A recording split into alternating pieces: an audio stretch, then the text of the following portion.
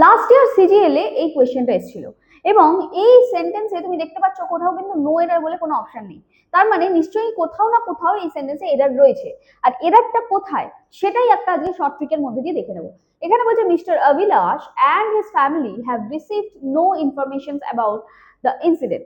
দেখতে পাচ্ছি অ্যান্ড দিয়ে জয়েন করা আছে, mister Abhilash subject 1, his family subject 2, তাই জন্য ভার্ব আমার কি হয়ে গেছে, প্লুরাল হয়ে গেছে। তো এখানে অবধি কোনো ভুল নেই, কিন্তু জেনে রাখো ইনফরমেশনের সাথে কখনোই আমরা এস অর ইএস অ্যাড করে প্লুরালাইজ করতে পারি না।